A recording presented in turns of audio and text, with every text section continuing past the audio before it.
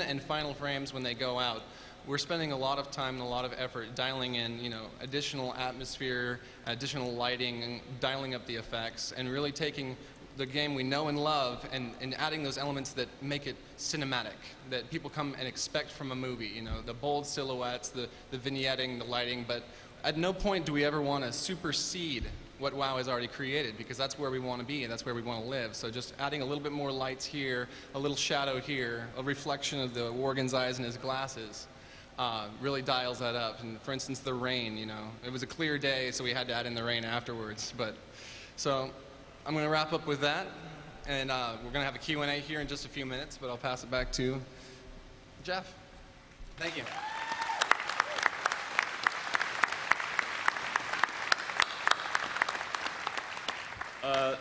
So yeah, we're going to open it for Q&A. Before we do that, really quick, just to give Taryn a little bit more props, you guys saw the Demon Hunter piece yesterday. He was the director on that, so big hand to Taryn for that one.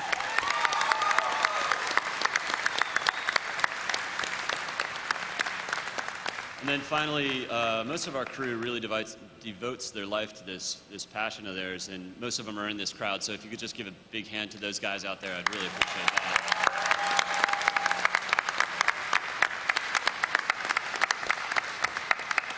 And then, of course, thank you all for coming out, but we'd love to answer any of the questions you guys have. So let's do it. I think there are mics over here, I believe. So you got to make your way over there if you want to ask a question. And then if there isn't time afterwards, come hunt us down and we can answer questions too. Hi. Of course, we've had many years of World of Warcraft, but if Blizzard had never come up with the World of Warcraft, of course we would have had Warcraft 4.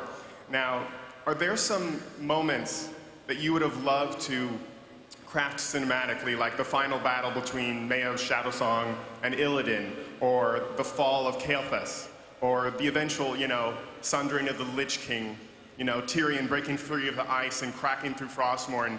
Are there moments you just really would have loved to get your hands on and really just made him sing? Oh, absolutely. I think the hardest thing for us is to actually pick those moments, because for us it would be great to just tell the entire story. We love telling stories. It's what we do.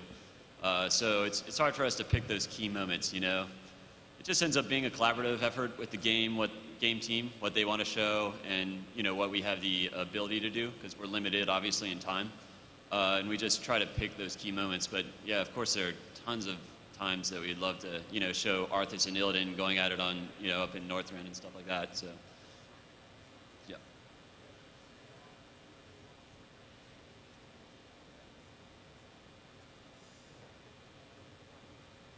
Yeah, hi. I love your cinematics. I'm also a compositor, and I was wondering if you guys have a dedicated compositing team, because you didn't seem to touch on the, you touched on the effects and stuff, but do you just do that all through, say, Maya or Max or Houdini, or do you, have a nuke artist go and assemble everything together? Because it's like, oh, how'd they do that? No, we do have a dedicated lighting and compositing team. If you're curious what software they use, they render in Maya and RenderMan, and then they composite in Nuke. You guys want to elaborate on that, Mike? Yeah, without them, there wouldn't be a cinematic. They're fantastic, and we have, I think it's about 20, 21 people on our lighting compositing team. It's a big group. So it's a big group.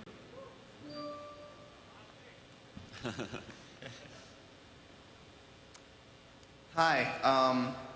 I love your cinematic for the Wrathgate. It was very well done, but one of the questions that I had to ask is, at least as far as I could tell, there was no cinematic for the Battle of Gilneas, and it actually has a very similar feel to the Wrathgate battle. So I'm kind of wondering if there will be a cinematic for the Battle of Gilneas. You want to hit that, Taryn? Well, the game team oftentimes asks us to help fill in these moments, like Jeff was saying, that we have to choose wisely, and usually nothing's ruled out as far as coming down the pipe, right? The two cutscenes that we have today are the ones that we're rolling out with, but that doesn't exclude any future moments that we may be able to create should the game team ask us to do that. So.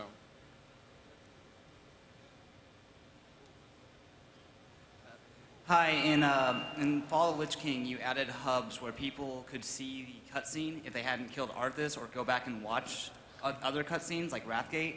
Do you plan on doing anything in Cataclysm where you can go back and watch some of the cutscenes that maybe you didn't kill Deathwing, but you can watch what happened afterwards?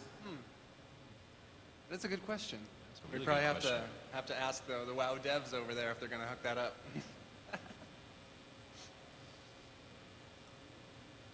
I was wondering if you guys could walk us through his path of travel from the beginning of the cinematic to the end. Yeah, I'll field that one. Actually, it's not a literal path of travel. I think if you mapped out just based on what you see in the cinematic, it wouldn't make a lot of sense. We really approached it a little more artistically.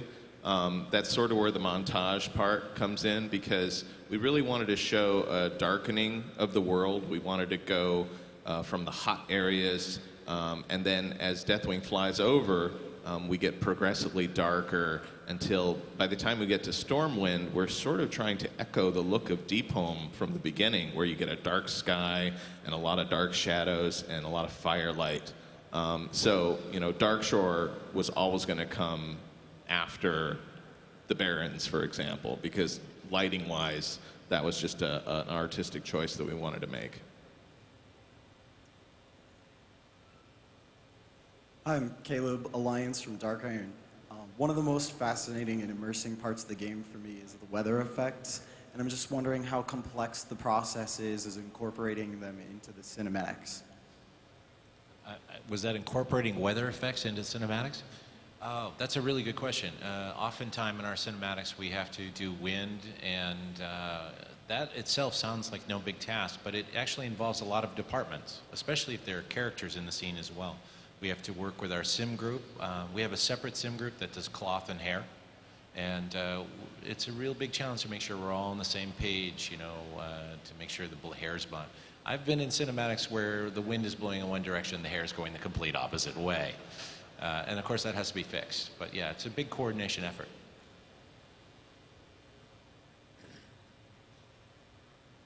My question is, you mentioned removing the goblins and Worgen from the Cataclysm cinematic.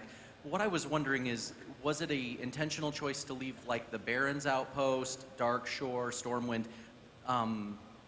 not having any people there to be affected by his passing? Yeah, that's a really good question. As I said before, we thought a lot about including the races, and what I really wanted was, if we were going to show races, I wanted them to just look awesome, and I don't want them to have cool stuff to do. What I think we didn't want was to have tiny little sentinels leaping off the dock in Aberdeen, or tiny little orcs spilling out of the Sky Tower. That would have felt kind of like a 70s disaster movie to me, just a little cheesy maybe. So, we felt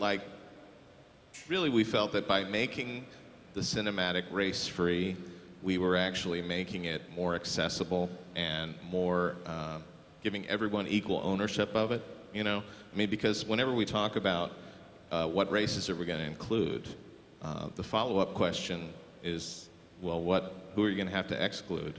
Because, the idea of doing a character vignette for every race, and then on top of that telling the story of Deathwing destroying the planet, we just felt like that was kind of unmanageable. So, but we keep trying to include whatever races we can. We have enough time for about one or two more questions. Hi, first I'd like to thank you for coming to SCAD a couple weeks back.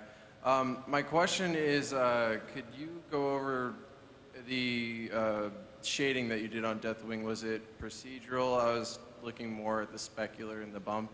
And could you talk a little bit more about how you use RenderMan as a shading language? Okay.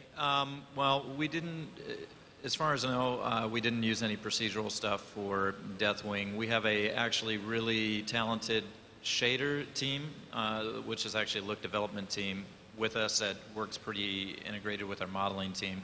So they can create some really nice shaders. They'll have, whether it's subsurface data, really nice spec, bump components, and based on how we see something far away or up close, we'll adjust those parameters a bit. So all of those things you see in the movies, a spec might be more intense for how a light has to hit it in Deepholm. on an armor, and then in another shot we might dial it down a little bit, these kind of things. And yeah, definitely RenderMan is something we've been using for the last few years now, and I think right now we're really starting to get very strong with the language, and it's one of those things that I think each cinematic you're going to see even more great stuff about it. If you want to talk a little bit after this, I can give you probably some more specifics, and I'll look for you out here. Okay? Hi, I'm